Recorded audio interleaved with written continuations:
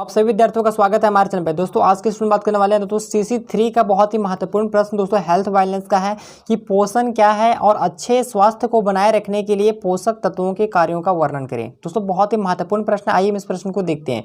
दोस्तों इससे पहले अगर आप हमारे चैनल पर नए आएंगे, चैनल को सब्सक्राइब के साथ बेल आइकन को प्रेस कर लीजिएगा। तो आइए हम पढ़ते हैं कि पोषण क्या है और अच्छे स्वास्थ्य को बनाए रखने के लिए हम पोषक तत्व और उसका क्या क्या कार्य है उसका आपको वर्णन कर रहा है। ठीक है, तो देखिए पोषण क्या है, सबसे पहले हम ये जानेंगे कि पोषण होता क्या है। तो पोषण एक गतिशील प्रक्रिया है जिसमें भोजन का उपयोग करके शरीर को स्वस्थ बनाए रखते हैं। यानी कि पोषण क्या है, पोषण एक गतिशील प्रक्रिया है जिसके माध्यम से हम भोजन का उपयोग करके शरीर को स्वस्थ बनाए रखते हैं। ठीक है, यानी कि पोषण एक गतिशील प्रक्रिया है और इसी के द्वारा हम क्या करते हैं दोस्तों, भोजन यानी कि भोजन को हम करके शरीर को स्वस्थ बनाते हैं। ठीक है, पोषण का जो संबंध है उस स्वास्थ्य से, यानी कि पोषण का संबंध किससे है, उस स्वास्थ्य से है।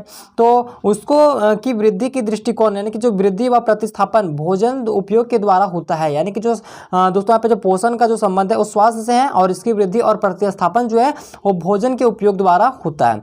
तो पोषण उस प्रक्रिया से संबंधित है जो हमें यह बताती है कि भोजन कैसे पचता है, भोजन जो है वो कैसे अवशोषित होता है, यानी कि जो पोषक तत्व है वो कैसे अवशोषित होता है आदि। ये सब जो है वो भोजन एवं पोषण का ज्ञान प्रत्येक व्यक्ति के लिए आवश्यक है। यानी कि जो है वो पोषण का जो ज्ञान है दोस्तों, वो भोजन और पोषण का ज्ञान जो प्रत्येक व्यक्ति के लिए आवश्यक है। तो अच्छे स्वास्थ्य को बनाए रखने के लिए हमें भोजन में पोषक तत्वों का होना अति आवश्यक है।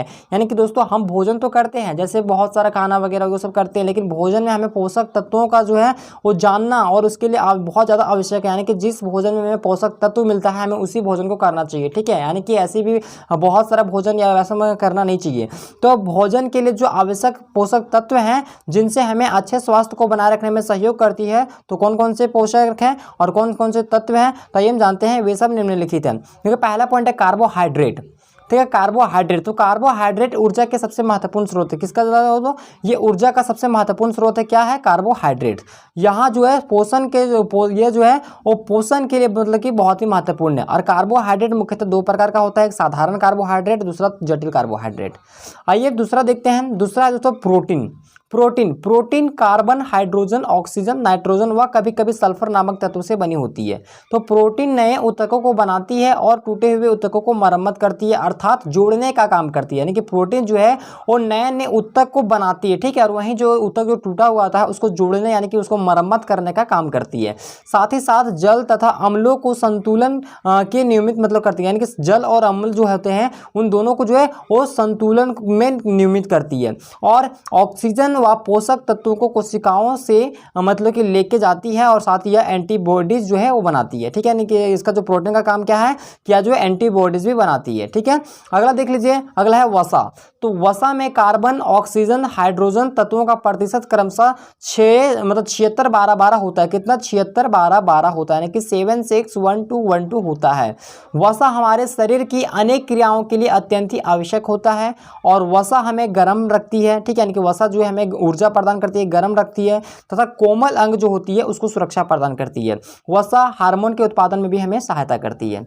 अगला देखिए जल। तो जल एक यौगिक है जो 2:1 के अनुपात में हाइड्रोजन तथा ऑक्सीजन तत्वों के मिलने से बना है। दोस्तों जल एक यौगिक है यानी कि 2:1, यानी कि हाइड्रोजन 2H2O का मतलब बना हुआ है ना। तो जल का जो रासायनिक सूत्र होता है H2O होता है। तो देखिए हाइड्रोजन कितना है, हाइड्रोजन 2 है और ऑक्सीजन 1 है। ठीक है, तो 2:1। ठीक है, 2:1 के हाइड्रोजन तथा ऑक्सीजन के तत्व से मिलने से बना है। तो हमारे रक्त में जो है 90% पानी होता है, यानी कि कितना, 90% जो होता है वो पानी होता है। यह पोषक तत्वों को शरीर की कोशिकाओं तक ले जाने में हमें क्या करती है, सहायता करती है। और यह अपशिष्ट पदार्थों को शरीर से बाहर निकालने में भी अपनी जो है महत्वपूर्ण भूमिका निभाती है। इसलिए यह शरीर के तापमान को भी नियंत्रित करती है और विभिन्न रासायनिक प्रतिक्रियाओं के लिए जो है वो अत्यंत ही आवश्यक है। ठीक है, अगला देखिए तो यहाँ पे सूक्ष्म पोषक तत्व। तो इसके लिए जो कुछ महत्वपूर्ण सूक्ष्म पोषक तत्व भी होते हैं, जैसे कि खनिज तथा विटामिन सूक्ष्म पोषक तत्वों में सम्मिलित किए जाते हैं। सूक्ष्म पोषक तत्वों की आवश्यकता बहुत कम पड़ती है और यह पोषक तत्व जो है वो शरीर के कामकाज हेतु अधिक आवश्यक है। कौन कौन से जो सूक्ष्म पोषक तत्व, आइए हम देखते हैं। पहला पॉइंट है खनिज। यानी कि खनिज, जो हमारे आहार में खनिजों की बहुत आवश्यकता होती है, यानी कि जो हम भोजन करते हैं उन भोजन में जो हमारे जो आहार होती है उन आहार में दोस्तों खनिज की आवश्यकता हमें बहुत अधिक होती है। हमारे शरीर का 4% भाग खनिजों से बना है, यानी कि जो मानव शरीर होता है वह शरीर जो है 4% भाग दोस्तों खनिज से बना हुआ है, ठीक है, खनिज पदार्थ से बना हुआ है।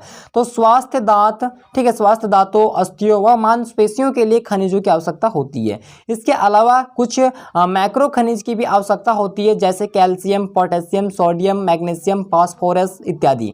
इसके अलावा कुछ मैक्रो खनिजों की भी आवश्यकता होती है, जिसमें से प्रमुख आयोडीन, लोहा, क्रोमियम, तांबा, कोबाल्ट आदि है, ठीक है। आगे देखिए दोस्तों दूसरा पॉइंट, विटामिन। तो विटामिन रसायन होते हैं जो हमारे शरीर को स्वस्थ बनाए रखने के लिए जरूरी होता है, और विटामिन कई प्रकार के होते हैं जो अत्यंत आवश्यक है। उदाहरण के लिए जैसे vitamin A, vitamin B, vitamin C, vitamin D, vitamin A आदि। तो इन सभी को जो है आप चाहे तो इनको जो है वो डिफाइन कर देंगे, ठीक है। विटामिन ए के बारे में 2-4 लाइन परिभाषा लिख देंगे, विटामिन बी के बारे में 2-4 लिख देंगे, तो इसका हो जाएगा। तो उम्मीद करता हूँ कि आपको ये वीडियो जो पसंद आएगा, वीडियो को लाइक कीजिएगा, चैनल पर नए चैनल को सब्सक्राइब करके लोगों को प्रेस कीजिएगा। धन्यवाद।